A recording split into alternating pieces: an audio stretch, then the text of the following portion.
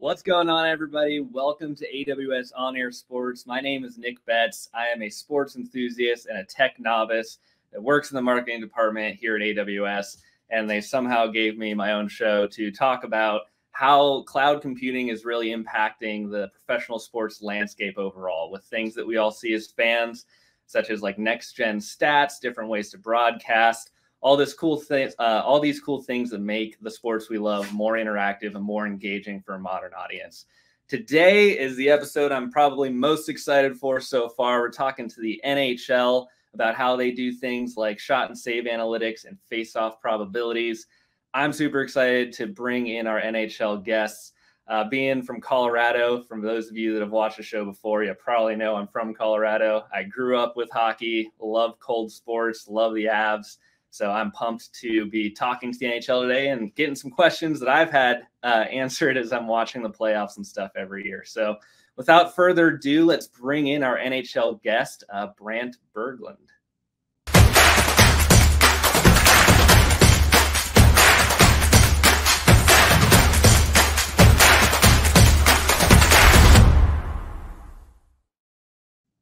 What's going on, Brant? How are you doing today? How are you, Nick? Happy to be here. Yeah, where are you joining from? I think the NHL offices, if I'm guessing. I am in Manhattan at our headquarters. Awesome. And kind of introduce yourself to our watchers right now. It says you're the Senior Director of Coaching and GM Applications. A little bit of a mouthful. What exactly does that mean? I help to deliver products to the clubs based off of their feedback, work with the developers to make sure we're building the right things. And at the same time, I act as a sort of a domain expert on all things hockey somehow, and more of an advocate for our products with our partners such as AWS. Awesome. So you're the man in charge. You're the man with the plan, it sounds like. Not quite, not remotely. I have an ability to translate, I suppose. Perfect. So as he just said, very humbly, he's the most important person in the NHL. So, man, as we're going through. We're not recording right now, are we? Can we start that record? I don't. Yeah. I ruined my reputation around the office. I will be destroyed for that. Okay. Thank you so much. So as we're talking though today, Brant, before we get into like the details of all the exciting thing the NHL is doing with AWS and for the experience of the fans, right? Give us the background of why you love hockey. Why did you get involved with the NHL? What's your hockey story? I didn't really have a choice. Hockey in my life was just there. My dad was a professional goaltender, mostly at the minor league levels, and then he was a teacher and college hockey coach and later a scout. So I got to run around Matthews Arena at Northeastern, and I got to run around Walter Brown Arena at Boston University as a kid. I'd be on the ice, and then I'd be running around the stands, chasing pucks. Got to do that every day after school. I played up to the prep school level, played with a lot of really good players at a prep school team, and figured that I was not anywhere close to their capabilities. And I had an opportunity to go to Boston University and help out the coaching staff doing video, stats, equipment, loading the bus, doing laundry, whatever they asked, basically. I worked there through school. Got a job with the Boston Bruins because I got into video editing. Went to school for it, actually. Became the Bruins video coordinator and coach for 8.5 years. Then I got into software development around sports software, video analytics, that sort of stuff. And then I ended up at the NHL in March of 2020. And I coached 2 youth hockey teams. So it's just here. It's that's what I love about hockey. I feel like more than potentially any other sport, maybe I'm biased here, but it's such like a family affair, right? Like you start young, you keep going. It's got I think the richest tradition. Like nothing's cooler than the Stanley Cup, right? Like I think we can all agree that's the coolest trophy in sports. And I was saying before the show, everybody, growing up in Colorado, I think hockey is the first sport I played. You walk and then you get a stick. My mom actually fished out my first hockey stick that I made with my brother. Like you're running around the yard with, or the hallway with, aerosol can lids, like from 2 years old playing hockey. I think that's something that's really unique to the sport. And it's very kind of endearing to us as fans. It's a lifelong kind of love affair, right? It is. it becomes a part of you, and it's very difficult to do without it, I suppose. I mean, look what it made you do. You were doing woodworking at a young age, crafting your own. Right? I mean, hey, adapt, overcome, improvise. Yeah, exactly. You know, get some frozen sheet pans if you're in a hot environment and shoot some pucks, right? So as we're going here, we'll get into kind of, now we're planning on getting into shot and save analytics, face-off probability, a lot of the cool things that we're seeing pop up in games as fans. As we're going, you know, feel free to drop in your favorite team, drop in where you're watching from. Obviously, the Avalanche are the best team, but I guess you can, you know, prop in whoever you support personally. But I think we all know Makar and McKinnon's where it's at. So we're getting hard argument to make against that. I'm not biased in any way, but yeah, exactly. And quick shout out to our producer backstage, Taylor, and the person running our comments, Debbie. They're both big Kraken fans. They're really excited for this episode too. We had a little bit of tension during the playoffs last year, but managed to settle our differences from this episode. So, Brant, let's get into the background a bit. Something that I've really enjoyed watching as a fan is all these new analytics coming out that really, you know, gets more engaging to watch the game, right? So kind of starting from the beginning, the NHL, even before this partnership with AWS started, they've been collecting data around their players, around their games for a long time. Can you give us a little bit of the background into how the NHL has been collecting data, embracing technology, to an extent that us as fans might not even have been aware of? Yeah, I think way before and then a long time are the key phrases you just used, because in 1917, the 1917-1918 season, they were tracking goals and assists, so they were tabulating points, and they tracked penalties in some sort of rudimentary fashion, right? Things were added over the years, but I think the milestone that really jumps out that speaks more to where we were going with tracking data was that in 1997, the NHL started manually tracking time on ice, which is a pretty arduous thing to do.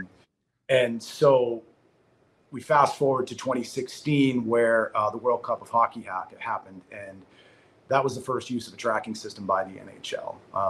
That segues to where we are today with the NHL Edge data that's created by our tracking system, which creates locations of the puck 60 times a second, the players 12 times a second. So that means there's 13 entities on the ice they're tracking. They're also tracking the players on the bench to less of a degree, but they are being tracked as well. So that's more data. So if we take that per second number and we say there's 3,600 seconds per game, there could be 14 to 15 games happening simultaneously. There's 1,312 games in just the regular season alone. You can start doing the math there, and I was not a math major, but I can tell you that that's a lot of data, and it's a large. Yeah. The cool thing about that is we were able to take all that data last year and move on from manually tracked time on ice. Our team was able to move to using the tracking data and the locations of the players to actually develop automated time on ice.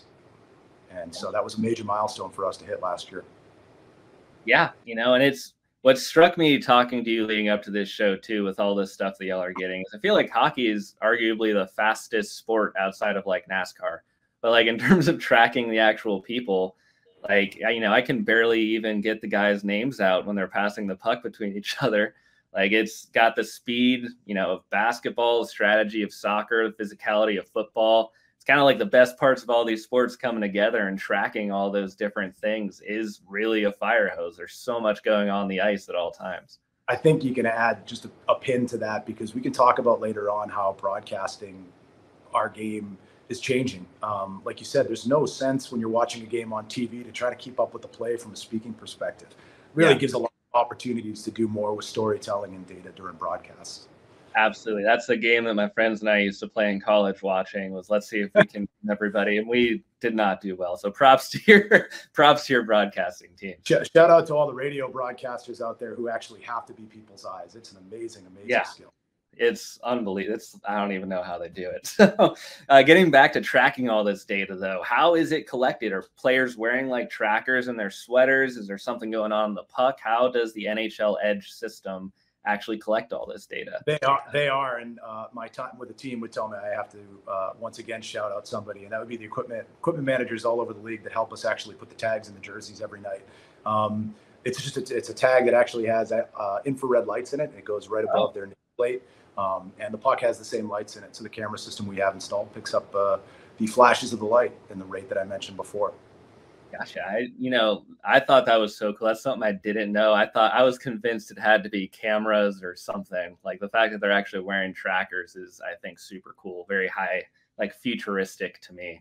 So, we've established the NHL has been using tech, has been kind of adopting this stuff for a while. And then this partnership with AWS came about in 2021, correct? Y'all have been embracing tech, maybe since like the early 1900s in terms of tracking stats. What brought about this partnership with AWS, and kind of how did all of that get rolling?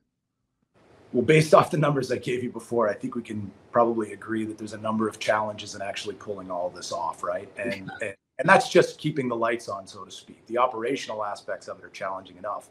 Then there's actually building things to tell stories with and deliver content off of. Yeah. I always think back to what Commissioner Bettman says when he says, the game is younger, faster, and better than ever. That's a mandate for us as a league to make sure that what we're producing for content and for data and the storylines we tell are as compelling, as fast as the game is. We have to do the game justice that way. It's a critical thing for us. We set the bar high with the ability of our players and the speed in which the game is played, and going through a process and finding AWS and the tools that they have really was a great match for us to be able to find someone that can help us take the data we have, pivot it out to fans and to broadcasters in really compelling manner. Yeah, I mean, like I keep saying, it definitely makes it more engaging for me to watch. I'm a little bit of a numbers nerd, but like I've loved all the stuff that y'all are doing, because it does let you kind of absorb the game at a more detailed level, So real quick, because we got some new people coming into the chat, just a quick summary. My name's Nick from AWS. I work on the marketing team. We do this show bi-weekly to dive into how the cloud is impacting the modern sports landscape. Today, I'm joined by Brant Berglund from the NHL. He's given us a look into how things like player tracking data is gathered, and how things like shot and save analytics and later face-off probability work. So definitely stay tuned. Drop in your favorite team in the chat. And we're going to cover some cool topics today in this next hour. So, Brant, coming back to our conversation. So we just covered, how the data is tracked, how we got this partnership with AWS. Let's dive into how these metrics that we see as fans actually come about. Because I think that's what I'm most interested in and excited in. I think that's probably what our viewers are most excited about. So the first thing the NHL and the AWS really did together was to create shot and save analytics, which allows us to really see the performance of certain players in certain situations at an even deeper level than we ever have been before. How did the NHL decide that these were the two things that we should pursue to kick off this partnership? How did we decide the shot and save was the first thing that we should try to pull off? As much as people are saturated and inundated with data, I think we really wanted to get something that people could grasp easily. And it's a game of scoring goals. And it's a game of stopping goals, which if you're a goaltender, that means it's a save. So coming up with something that allowed us to dive more into, the aspects around scoring was critical. It had to be something that we could do that was versatile enough to do an in-depth post-game or pre-game show, but it also had to be something that was quick and easy enough for us to pivot out as a storyline during broadcasts live.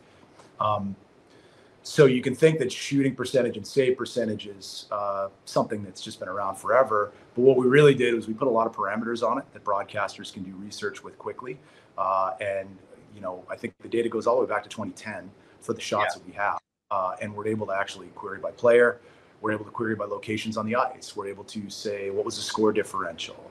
I think one cool example to talk about, and I do have to look down because I want to get my numbers right on this. So when we talk about locations on the ice, and you typically talk about power plays because that's where you have kind of a chess piece play with face-offs, right? Where things might be a little more like football in a flow sport, right? People tend to stay in one or two areas. Some guys really make a career in one area, like Alexander Ovechkin, Steven Stamkos, David Pastrnak. They're typically on that back elbow of the power play. Yeah. So in 2021, Stamkos had a very good year from that location. When we fast forwarded to the playoffs, and we're going to talk about the playoffs and the power play here, again, two parameters that we could search through. Tampa was nearly 10% better with a shooting percentage on the power play than anybody else in the league in the playoffs, right? So was that Steven Stamkos, right? Because the age-old anecdote and the thing I always hear from my friends that I play a lot of hockey with is they should just go stand with Ovechkin. What else is everybody going to do? And I think that's incredibly insulting to the other players, some of which were probably borderline Hall of Famers or are Hall of Famers as well, right? I mean, they're all in the NHL, so they can all score. If they're on the power play, that means that their team feels like they have the best opportunities to provide scoring to their team. So the truth is most of the shots that they had were around the low slot, and that they were 20% better than the average from the low slot than the rest of the league in the playoffs that year. And that was, I think, it flip-flopped between Cirelli and Killorn, and then there was Kucherov on the half wall, and then Point in the pop-out position there, right? So, like, you're talking about the job that those three players did down low, but we can't underscore the threat of Steven Stamkos and then Victor Hedman up top, right? So, like, what that did, I'm giving that as an example, but that storyline is what people started to dive in with it. And it was really compelling to see just from this, the graphics, some of the usage that came out of it. So we felt like it was a good process to start to build a pipeline for future innovation, and really like make sure that we're giving people the best way to tell stories.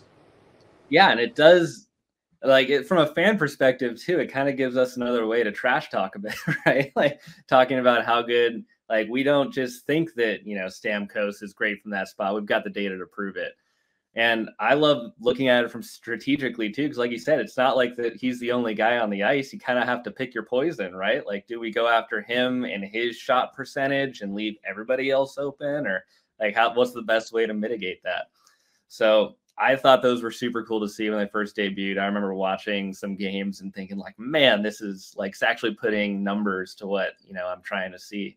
So can you tell us a little bit about how did AWS work with you guys to make, got an emergency notification apparently. Going off everywhere. We're getting them too. Yep. Gotta love that. Well, that's what you love about live shows, right? So getting back to what we were talking about, can you tell us about how AWS worked with the NHL to make these stats a possibility? What was that process? So we talked about kind of why we decided to go with these two. What was the background to getting it done? I mean, you know, I'm not going to lie. Our bench at the NHL from a data standpoint is pretty strong. We really went and did some research in terms of where shots were taken from and the accumulation of shots from certain areas, as well as the shooting percentage from those areas. And we came up with these logical zones that are sort of radially based off of the way the goalie would move. They're not like, we've always talked about the home plate, but those lines are rigid. And I can tell you, as somebody who used to track scoring chances, you're sitting there in the middle of the night watching it, hearing all the coaches argue in your head because someone's standing on the edge of the home plate. Is that a chance or is it not a chance? The truth is, like, it's a little more rounded when you think about what the goalie would be doing, right? He's not going to be completely flat to the goal line all the time. So we were able to take those regions that we came up with based off of historical information, provide that to AWS. AWS was able to put that data together in a manner that allowed our broadcasters to do research. Like, even if you're not going to put things on the air from a graphical standpoint, our broadcasters can go in and look these things up before the game, just as talking notes. And they were able to really dive into taking all that data from 2010 around shots and saves and process it quickly and allow it to be queryable with a number of parameters too. Yeah. And we kind of, like you said, we started with shot and save as kind of the baseline to hop into future metrics too, right? Like, it was a great starting point, obviously super cool, but it also makes sense as kind of like the foundation of like, yeah, shot and save is probably the most important things about hockey, right? So we got to build the foundation there and then grow. And from our conversations, it sounds like the next step y'all took was to make things that are a little bit more predictive in nature with introducing some AI, some ML into these stats. And I think, that culminated with face-off probability, which debuted a few years ago. So same question as earlier. What made the NHL, you're looking at getting to that sort of metric and more advanced stats. Why face-off probability? I think as deep, at least from a queryability perspective and a research perspective, that shot and save analytics was as a project, really wanted something you could just push a button and put on the air. We also really wanted something that showcased the speed of our tracking data. And I don't really think there could have been anything better than face-off probability to do that. I mean, I can tell you that one of the first games we tested live, I was in the press box, and we had an interface up that actually gave us the projections. What we're producing is the 4 likely matchups based off the players on the ice and historical data of the players that will likely take the face-off for both teams. And then we're actually saying what the probability is. Again, it's critical to say the probability. It is a prediction of sorts, but it's a face-off. So if someone is in the 60% range, that means 6 out of 10 times they'll win. But it's a binary stat. So 4 out of the other 10 times that player will lose. Yeah.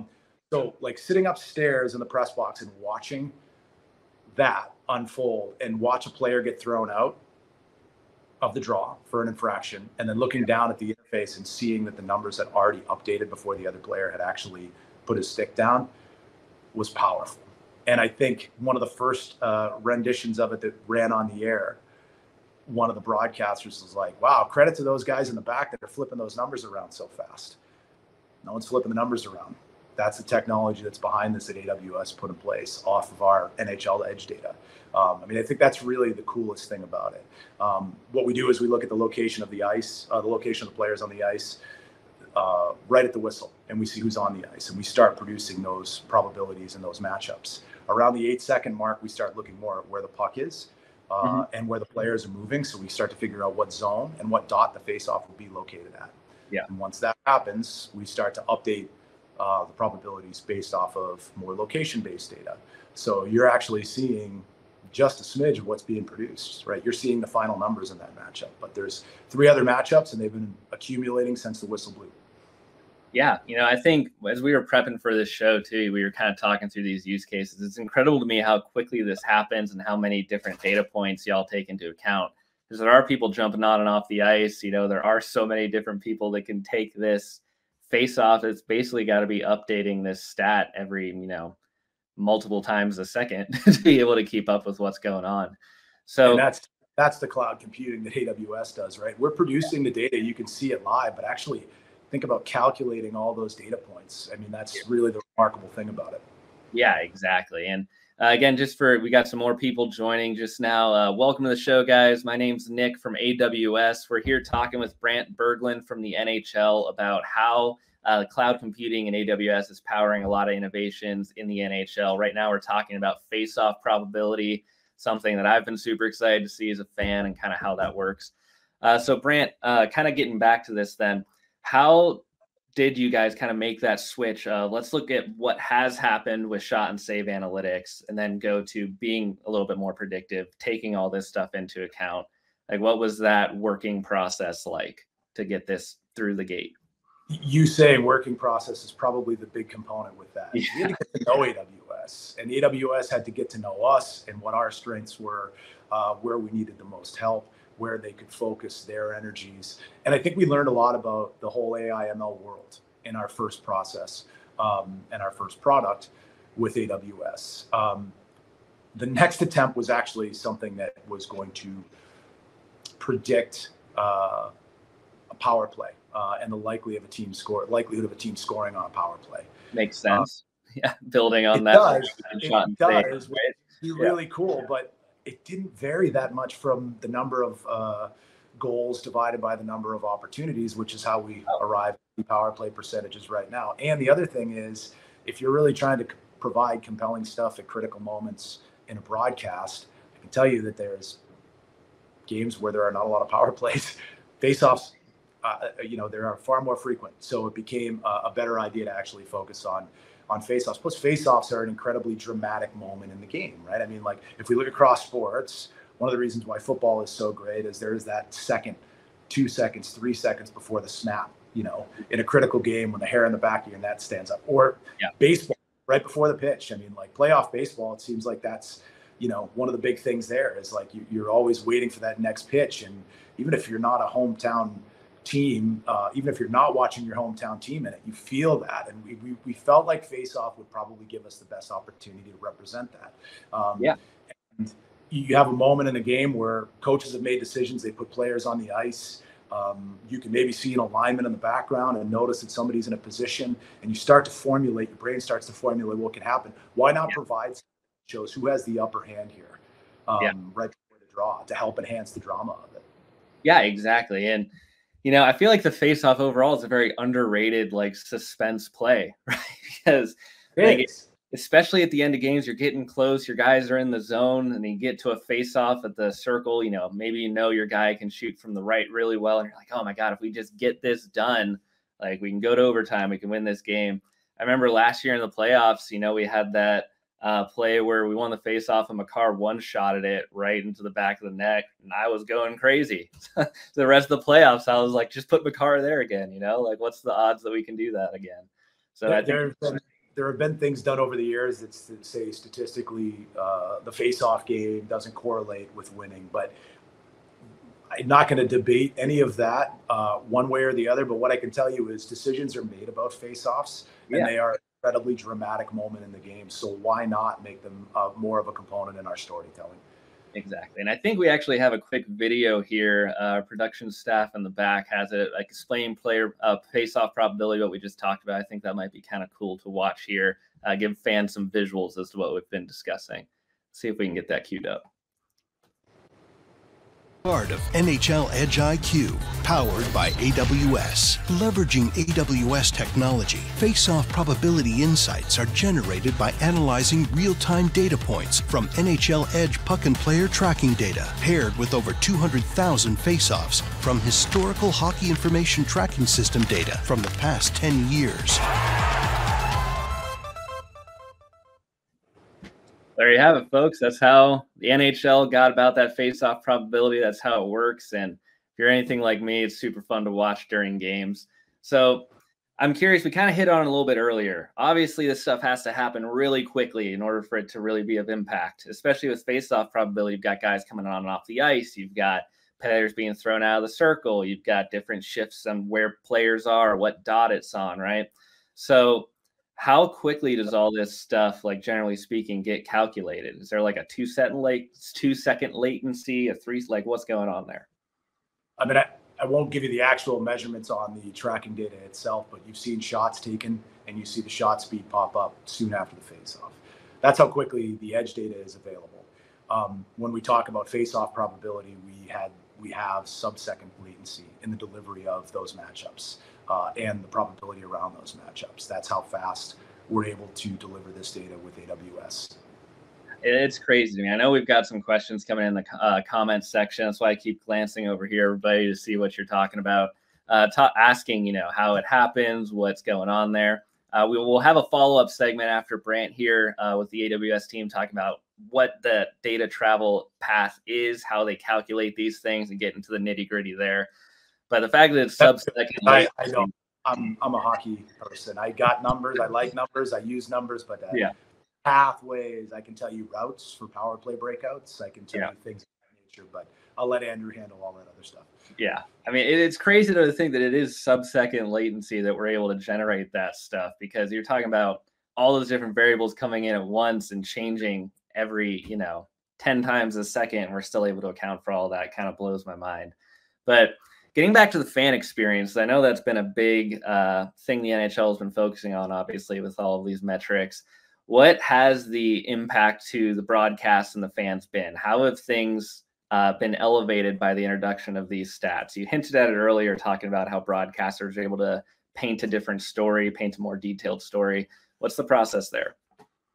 In speaking with the broadcasters, I think they really like, just to use face-off probability, they like the idea that it's something on the screen that they can talk about, but they don't have to, which really good. Go back to what I told you to put a pin in earlier, right? Like the game moves incredibly fast. If you're trying to narrate the play to a high degree, it's challenging and it's almost too much. There's so many other things you can be adding in, talking about what else is going on in the ice. So having something like that that is augmenting what the viewers receive, it might be different than what they're hearing, but it's still something that they're going to process, right? I mean, we're in such a data-driven world, and people receive feedback constantly from multiple places. I think if you turn on the sports networks, it used to be poker or fishing or darts in the afternoon, and now you turn it on and you think you might be on one of the financial channels. There's L bars with numbers.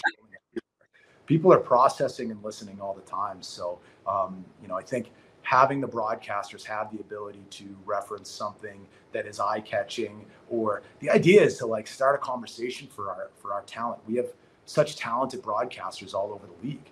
Our job is to enable their ability to tell stories and unlock their experiences. One of the first uses of face-off probability, somebody jumped right on it and said, "Oh, I think what's going on there was," even though the number in that situation, the probability did not match the result, the talent was able to actually add something in of relevance to the storytelling using that. So it's really about the conversation we unlock for the broadcasters. Yeah, absolutely. And kind of then switching to those fans, right? Broadcasters are able to tell this more detailed story, give us more context.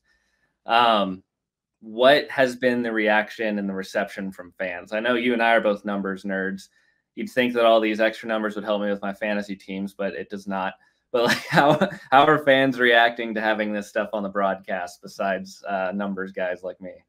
Well, it's positive, but I mean, we're not in a world where people linger too much in compliments, right? I think that's true. What's next? What are we doing after this, right? And I think that's okay to hear because that's the bar that's been set, right? People collect information on their own sleep patterns now, right? Yeah. You're constantly, even when you're driving, your car is talking to you or popping things up on the windshield in front of you and giving you more information. Like, we are just doing what everybody else is doing, but to a high degree, and we're collecting this data on the fastest sport in the world, where you're not driving a car, of course. Yeah.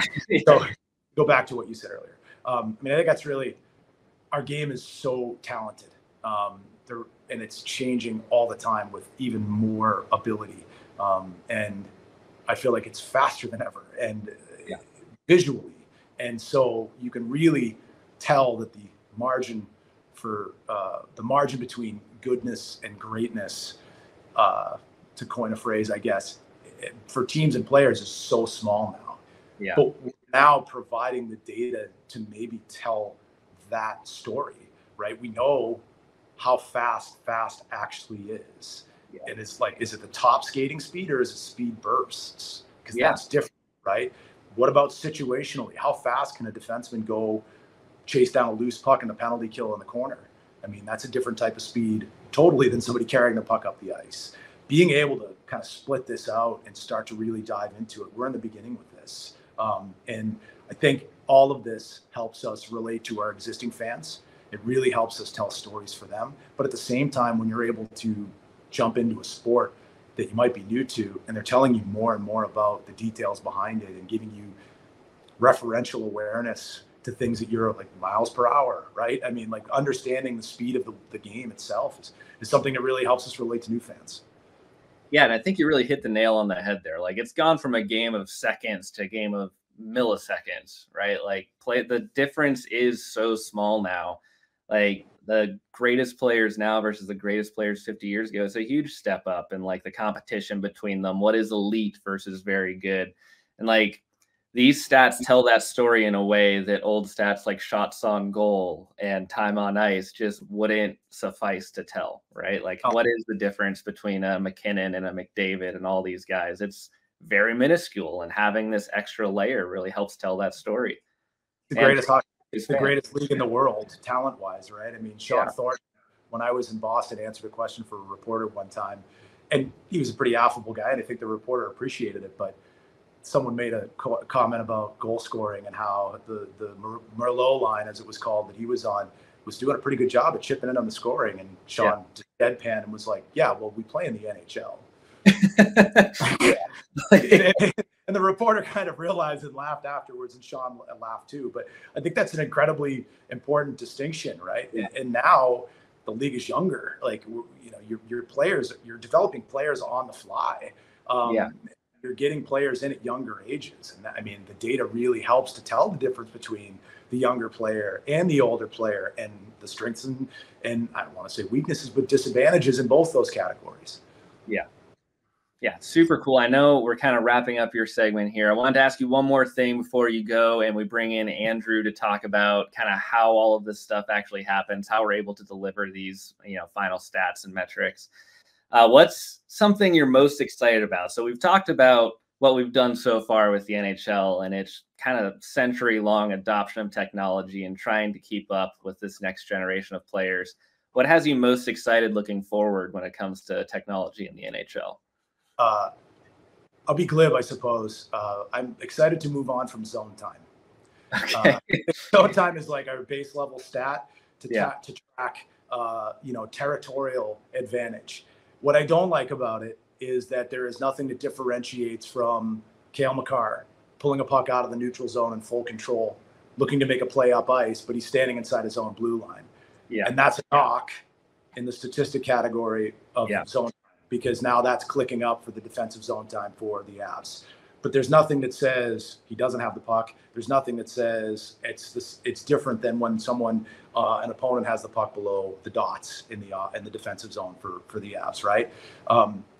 Moving beyond that to find something that is a better representation of the territorial advantage teams have in games is something we're working on currently, and we're really excited about it. It's not going to be easy to earn.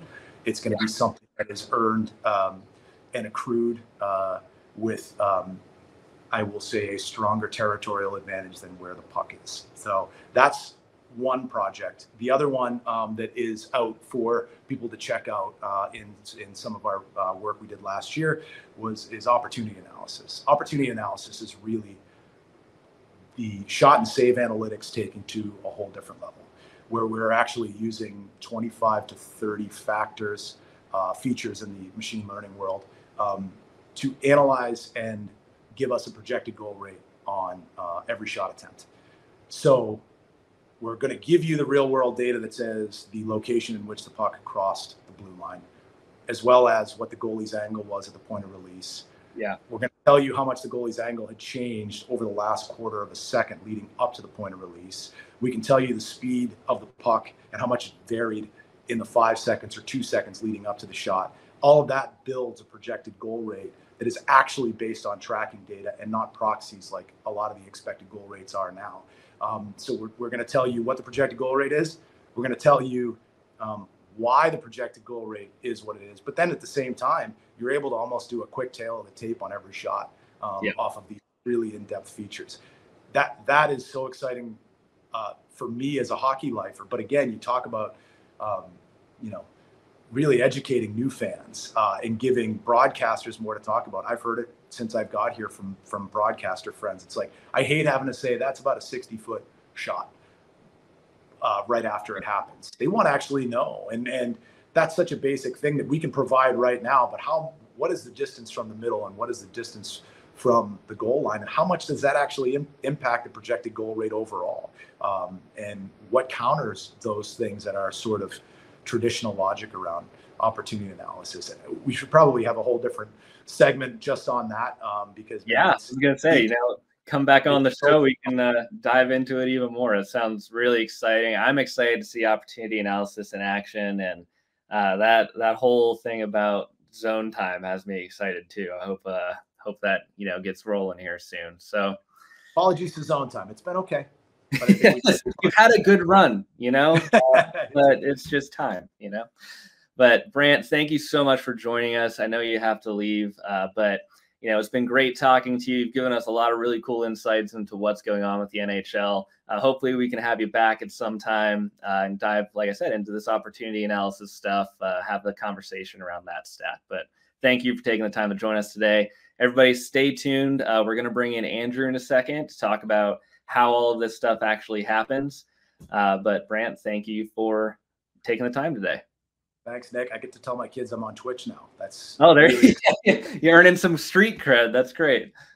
Kind of need it. Have a good one, Brant. Thanks again.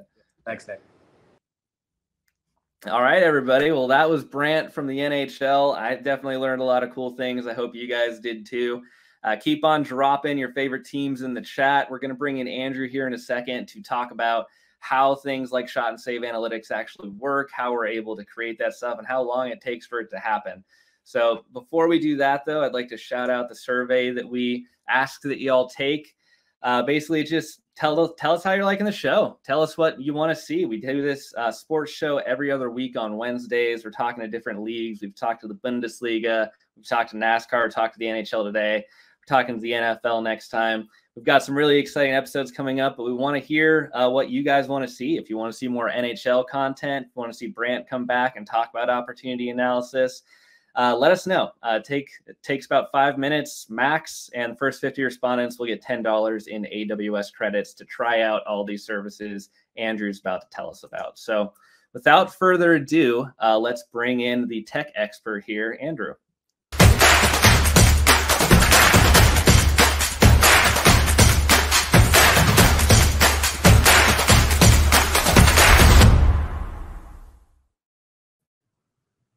How you doing, Andrew? Doing well. How are you, Nick? Good. Glad to have you on the show. Yeah, it's been great talking to you, kind of prepping for this. There's a lot of really cool things going on with the NHL. I know you work very closely with them, and I know that a lot of our customers in the chat here are asking questions about how all this stuff that Brant just set up is working out. We're also getting some roasts about how I apparently move my head a bit like an NPC when I'm listening. So thank you for that new thing to be self-conscious about for me, everybody. But as we get going here, before we get into all the tech stuff, Andrew, can you give us an introduction into what you do? So what is a ProServe sports consultant at Amazon? Sure. So I've been with AWS for about 3.5 years now. I work closely with customers in the sports industry on leveraging cloud services and technologies on AWS.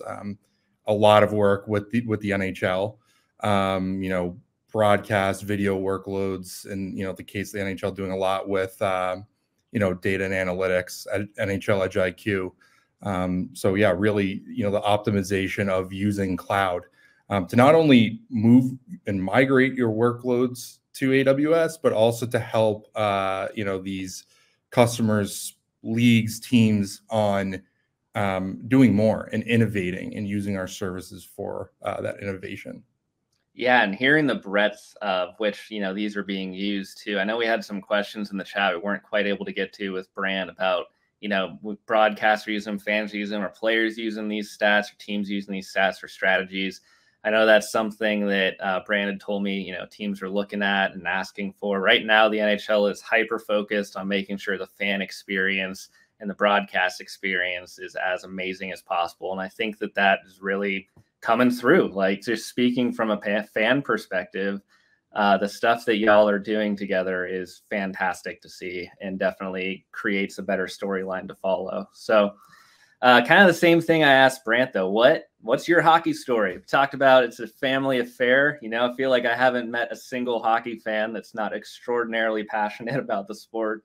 So, what's your story with the NHL and hockey and how you got involved with this position?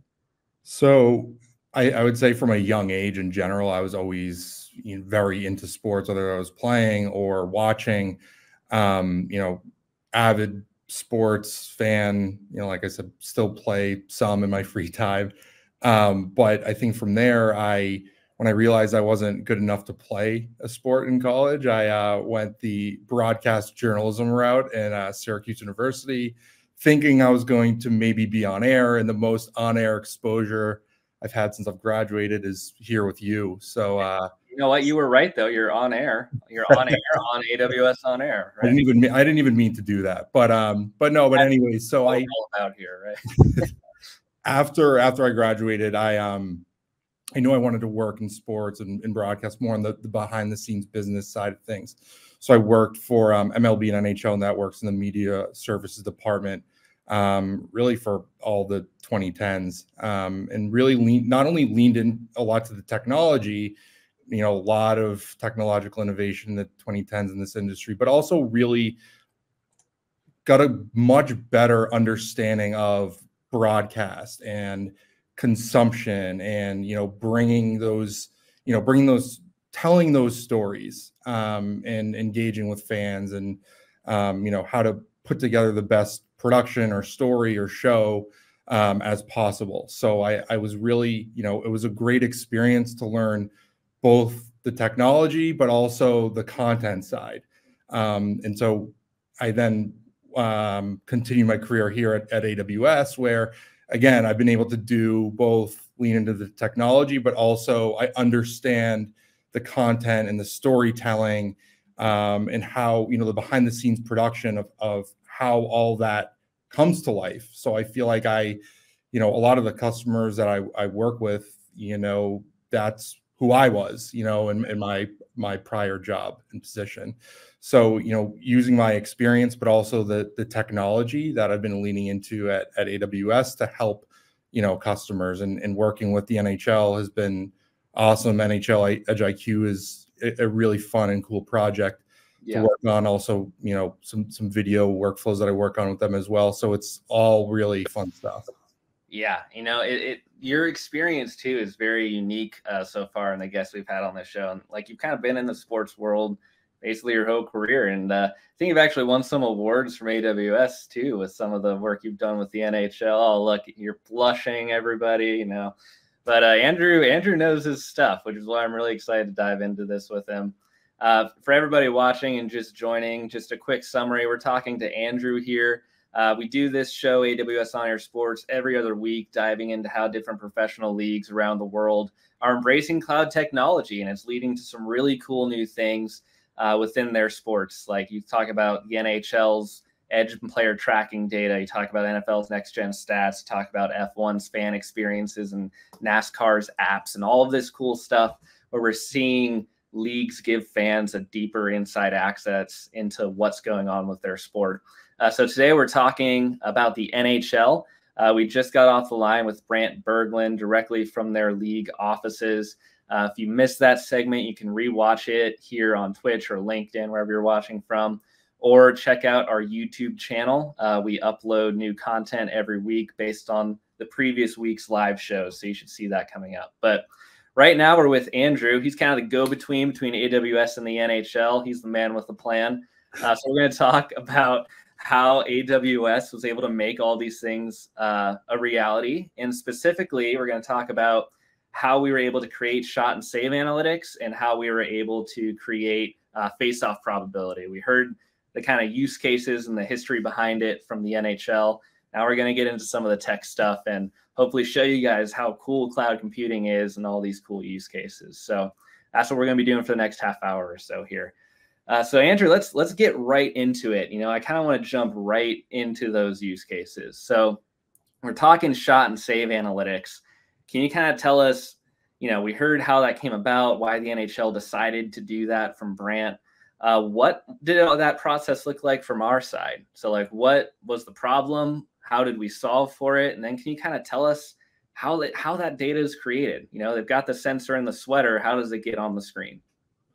So for sure. So, for starters, I think for a lot of these, a lot of the collaboration, the work, our professional services team works very closely with them on, deploying these applications and models and, bringing them to life. And what I really like about it is it's, it feels like one big team. It's not, it doesn't feel like AWS and NHL. It's one big team collaborating and working together. Yeah. People with different skill sets. So in this case, and for a lot of our analytics, for that matter, usually starts with the ideation phase. Brant mentioned kind of how shot and save came about, and kind of the overarching tenets, if you will, of really diving in deeper of a player's shooting tendencies or percentages from different parts of the ice, and then, you know, with a goaltender, how they, you know, fare facing shots from different parts of the ice.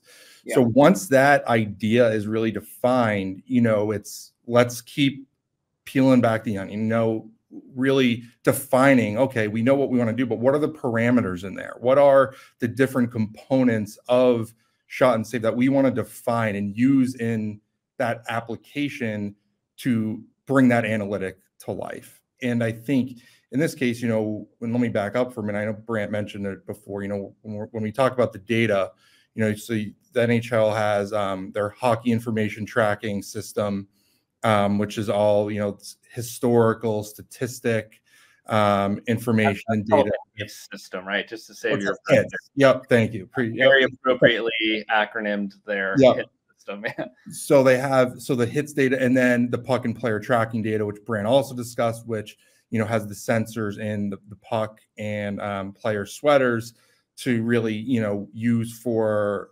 location purposes, and, you know, get that raw data of what's the puck doing, what's the player doing, you know, throughout a game. So once, you know, you identify the idea, parameters, you know, kind of that the fine tuning of the idea, that's where, you know, our professional services and AWS team really thinks about, okay, how can we do this from a technical standpoint, leveraging the different services? And I think another key piece with this case with the NHL is, you know, our data scientists going in and understanding that raw data and getting a sample set of what they're working with. So for something like shot and save, where, you know, you're just going back and you're querying the raw data, and, you know, some computations on top for, you know, calculating percentage or you know, the overlays on the ice, you know, you're really just want a quick way to go back into their database, pull that data out and output it. So what does that mean? So in this case, an API, so application program interface, was created. Gotcha. And so what an API is, so that will go back and query, you know, it'll run the queries of the data, and it's using Lambda functions, which, you know, is the code that's making all that happen. Gotcha. So real quick, just to summarize, because I know, like, I'm definitely not the best tech person, ironically, even though I work for AWS. Like, make sure I'm tracking so far. So basically this process is the NHL comes to us and says, hey, we've got all this data from the sweaters, from the pucks, from the HIT system. We want to create shot and save analytics. They come to the ProServe team, which is basically you, and say, this is what we want. And then y'all jump into trying to figure out how to create it. And the first hurdle you needed to get past was creating this API to be able to query all this data and use these Lambda functions to come in and start processing it. Is that right? Yeah. And we have, you know, and I know you're giving me a little bit too much credit there. You know, we have a very talented team of developers and data scientists that are building these incredible applications and models. Like I said, for shot and save analytics, it's an API application querying back the data based on the parameters. And what's really cool about this is it's not a specific set of parameters. So as Brant mentioned with the different use cases, you know, I could say, hey, I want to see, you know, I can get real deep with it. Like I can say, hey, I want to see, you know, Connor McDavid on a power play against, you know, Igor Shesterkin of the Rangers from last season. Or I can say, I want to see the Edmonton Oilers on a power play against, you know, the Colorado Avalanche. So it's not limiting it to those specific players. So that's where the parameters are really key in defining what those are, so that once you enter in, you know, I want to see the location, I want, you know, this time segment, I want this part of the game. That's where, you know, all the underlying work is being done. But I like that it's not limited. You can get a plethora of different stats within, you know, what we call shot and save analytics, but it's really, there's so many different analytics as part of that NHL Edge IQ initiative. Yeah, and, you know, as we keep going here into some of this different, how this tech interacts, how all these AWS services interact to create this final product, Andrew's a great storyteller. He's going to take us on a journey here and show us how all this works. if you have any questions as we go through this tech stuff, that's something that Andrew and I both love and our whole program loves is if y'all have tech questions, drop them in the chat. I'll try to get them answered for you. That's why you occasionally see me looking over here to my right to see what you guys are saying and make sure that I get your questions answered. That's the whole point of these segments. So if you have questions for the tech, let us know. We'll try to answer them. And as we go here, Debbie in the chat is going to be dropping in links to all the services Andrew mentions. So if, your interest is piqued a bit and you want to go look at what all these things are, you can go explore some. So Andrew, getting back, sorry for interrupting there. So we've got the API, we've got the Lambda stuff to start processing it. What happens from there? So really from there, so the API is pulling it, and then it's also then outputting, what you're looking for.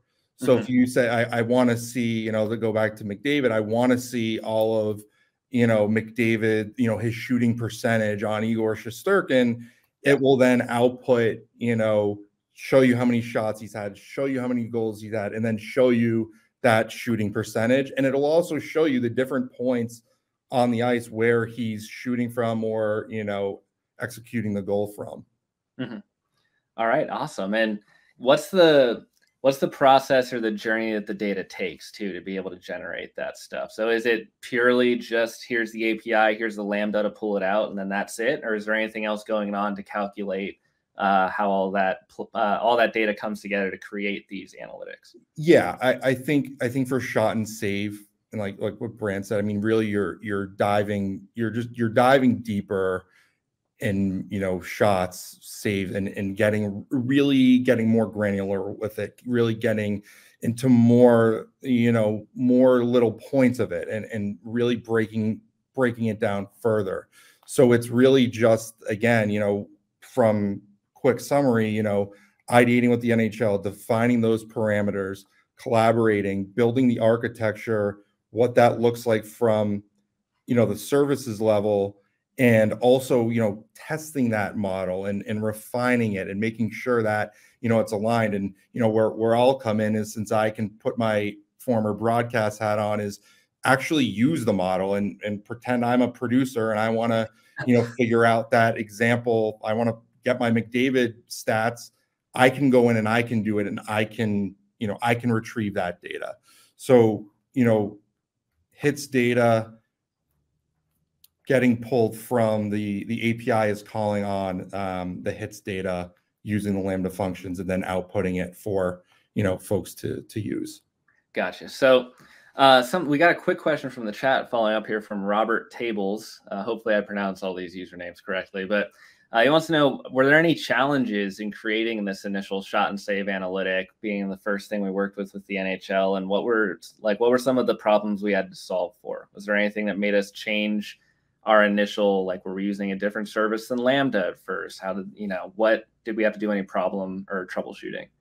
So I would say aligning, and I wouldn't necessarily even call it a challenge, but I think, really understanding, understanding the data and understanding the parameters that we're going to be used for this application, and aligning with the NHL and making sure that, we were, referencing everything correctly. You want to make sure that what you're using, the parameters, matches up with how everything's classified in that data set. So I think, that alignment was key. But again, I wouldn't necessarily, that wasn't really surprising because it was the first project that we worked on together. But I think, just making sure that we're aligned and on the same page was a key piece to make sure that we could, really hit the ground running. Gotcha. Okay, so we created shot and save analytics. Brant gave us a great kind of background of why that was the foundation for this kind of advanced stats, advanced metrics program with edge tracking, AWS partnership. So the next thing that really came from it was face-off probability. And for those of you just joining, I'm with Andrew Reich right now. This is a program that dives into how cloud computing is impacting modern sports and giving us as fans and players and the leagues overall more information than ever before. Right now, we're talking about the NHL and their really cool face-off probability that you see pop up on your screens at home watching games, and how that came to be. Andrew is an expert on working with the NHL from the AWS side to make all these things a reality. So, Andrew, we had that foundation with shot and save analytics. How then did we create face-off probability from that? Did we use like the same foundation and just add it, or is it a completely different process? Yeah, it's definitely different. But you know, it's because and you hit it. I mean, face off, and Brant mentioned before, face off. You know, you're looking at something that hasn't occurred yet. You know, you're providing probabilities of, you know, an event yet to take place. So, given that, you know, that's where the machine learning comes in. So using SageMaker, which is where, you know, our team is building and training those models. And I'll get more into that in a second. But part of the approach, I would say, in terms of the kind of the you know, ideate, collaborate, architecture, a lot of that approach was the same, because again, like, you know, you hear from the NHL, we want the face-off probabilities. And so, okay, so we have our idea. Well, then the next big piece is how are we going to calculate that? Like what goes into that? How is this model going to generate those probabilities? So that's where, and I kind of teased it from my last answer, the alignment of, you know, there are over 100, I think, over 100 features. And there is also, side note, there is a face-off blog post that our development team wrote on this. So if I'm missing something or not going deep enough, yeah, we'll drop that to the blog. All right. But anyways, so there are over 100 features used that make up these face-off probabilities, whether that's, you know, someone's a left-handed or they're right-handed, what's their height, what is their, you know, historical background of taking, do they win a lot of face-offs, do they lose a lot of face-offs, maybe they have history against that player. It's also taking into account, you know, game context. But again, when you have that many features, that alignment is key. So, you know, when you get into that testing phase and seeing what the model is outputting, it's really important to, you know, that where there is that cohesion and that we are working together to make sure that, you know, we're hitting all those points and including all those features. So when you think about face-off probability and going back to the beginning, I look at it as there are really, when you're building a model to output that probability, there are two really big things, I think, technically, that you have to account for from my perspective. Yep. One was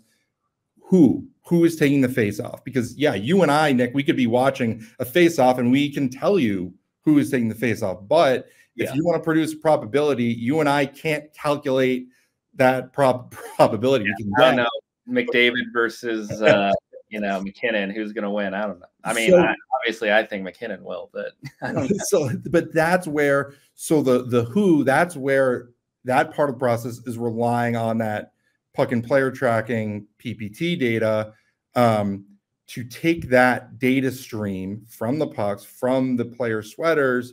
That's now going into AWS. Mm-hmm. And then the next component is, well, how do you figure out who is going to win?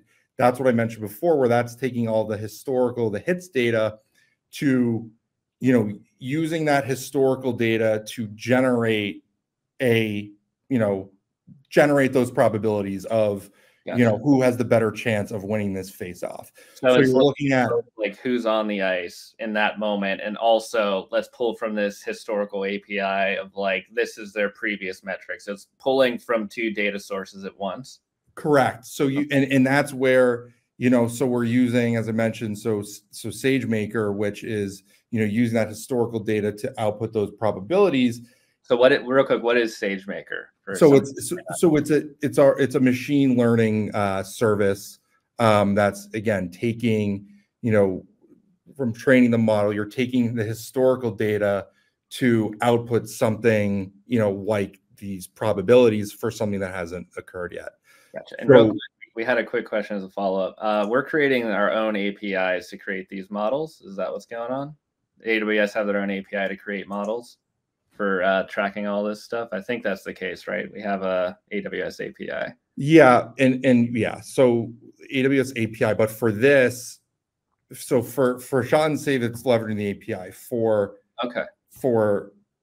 face-off probability, it's using a model. It's using SageMaker. It's using this model. So it's two different things. Okay. A machine learning model. Because think about shot and save. You're taking data, you're putting some computations on, and then you're outputting it. You're really diving in, and you're really getting into the weeds and bringing that to life quickly and instantly. Okay. With this, since you're generating those probabilities, it needs, you need a way to calculate what those probabilities would be. So that's where it's taking those 100+ features to calculate the probabilities. And I think there was a reference to the blog. I think over 200,000, don't quote me on this, over 200,000 face-offs were tested with this. So once again, the testing piece is key. So really the way, once that the players are identified who's taking the face-off from the puck and player tracking data, then that's when SageMaker will pick up, okay, based on these two players taking the face-off, here are the probabilities. Okay. So and it's actually cool because when you look at the raw output of coming in, you can actually see the model taking other players that aren't taking the face off, but it's going through the paces of, all right, well, these two players are on the ice. Here's the probability. These are also two players on the ice. Here's the probability. Oh, these are actually, because before a face off, players are circling around and before they actually get set. So then the final one, no, here are the actual two players taking the face off. And then that's the probability that, a broadcaster would want to take. So gotcha. Just, again, a quick, sorry, you're going to ask something. No, sorry. I was just saying, yeah. Keep going. Sorry. No, I was going to get into, so to recap using the services. So, the puck and player tracking data, identifying the players, that's going through Amazon Kinesis, which is taking, the raw, think about that raw data streams, using another service called Apache Flink to interpret that data. Okay. That is then going through into where SageMaker picks up that data to figure out, okay, well, who are the players taking the face off. Okay. Cool. So let me see if I'm a good student here. So we've got three services interacting here. So shot and save analytics is just API Lambda, kind of just looking stuff up. This face-off probability starts with Kinesis, I think you said, right? Yes. That's kind of just helping manage this fire hose of information. Yeah, and that's pulling from, I mean, the originating source is the puck and player tracking data, which is on the NHL's data hub, which we're pulling in from Kinesis. Okay. Yeah, so sorry, go ahead. Kinesis is pulling that data, starting this process off, and then we get Flink to start interpreting those data streams. And then Flink sends it to SageMaker. SageMaker is the machine learning model where we have all these things written out, coded, however you want to call it, to say, this is how we actually are going to interpret that data, and this is the outcome from it. So that's the path. Those are the three services. Yeah. And then it really, from there, it's, Kinesis will then output that result. For right now, mainly broadcasters to use on air.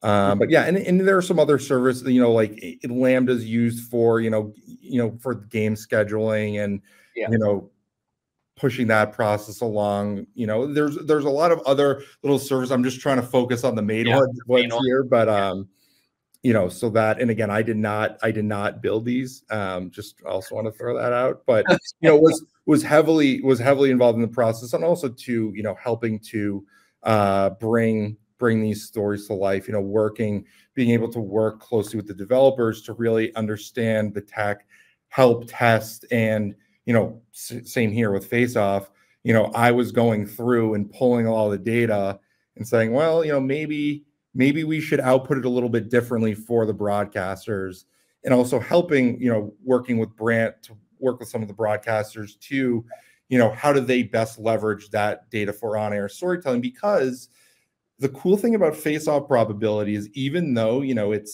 it hasn't happened yet. So a big use case obviously is for during a game, live game that's going on. The other part of it is like, as you and Bram were discussing earlier, face-off is such a huge part of the game.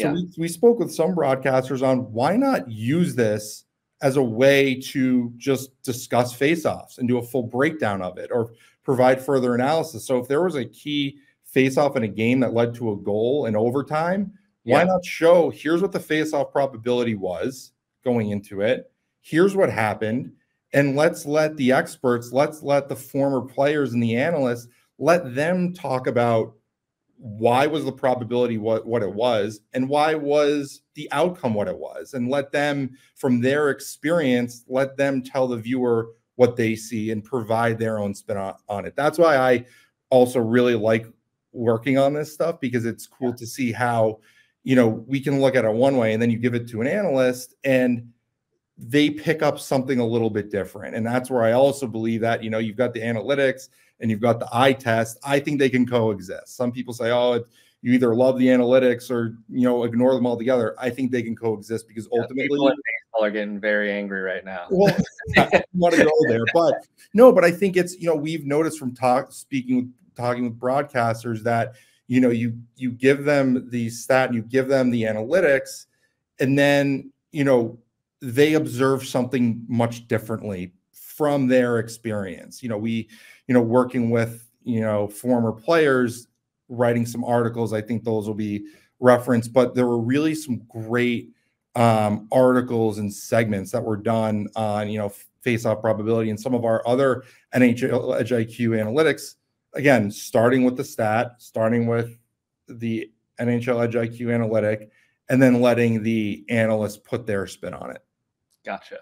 Yeah. So quickly to summarize too, because I think this is a really cool process. I mean, it was very collaborative. It's not like the NHL just says, hey, we want some stats, and AWS pumps out some stuff that we think might be interesting. It's the NHL has this data pool. They come to us to help process it.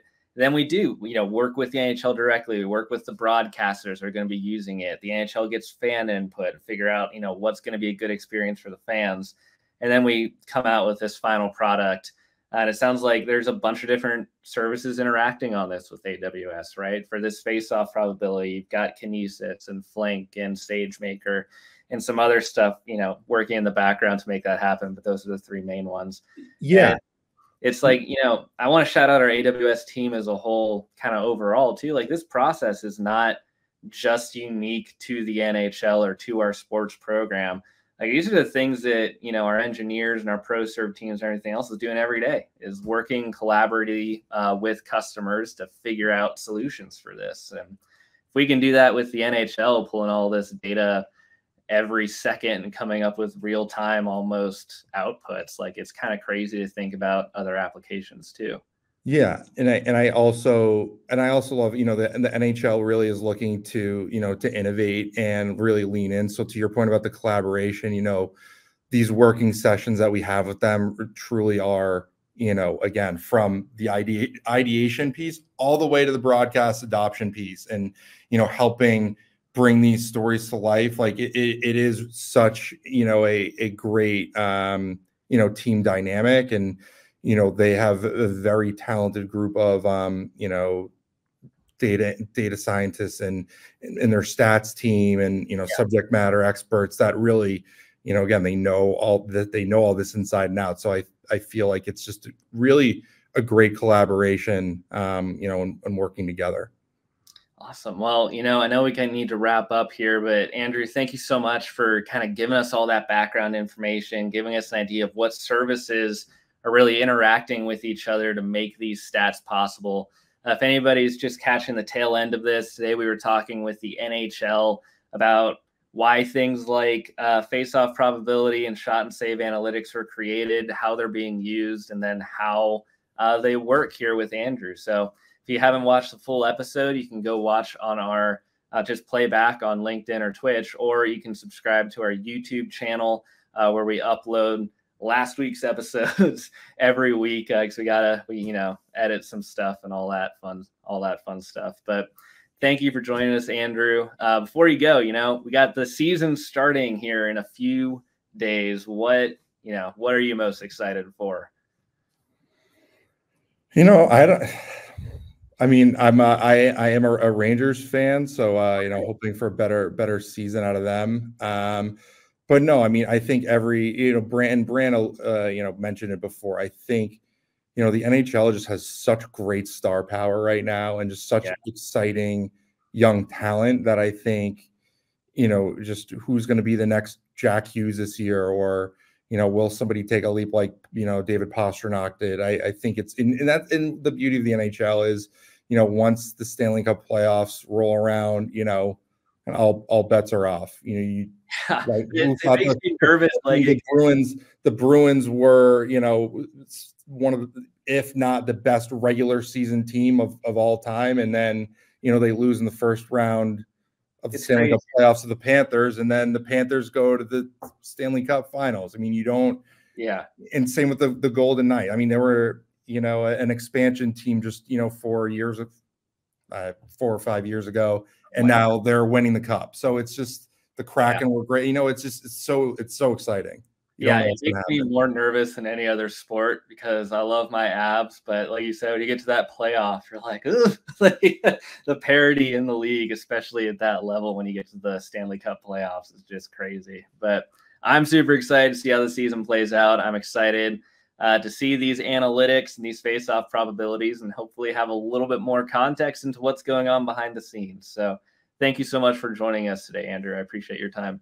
Sounds good. Thank you so much, Nick. Appreciate it. Thanks. All right, everybody. Well, that is our show for today. If you haven't already, please go ahead and take the survey that we're showing on the screen here. We'll also drop it in the comments. It'll be great to just give us feedback on what you like about the show and what you want to see on future episodes. Today was the NHL.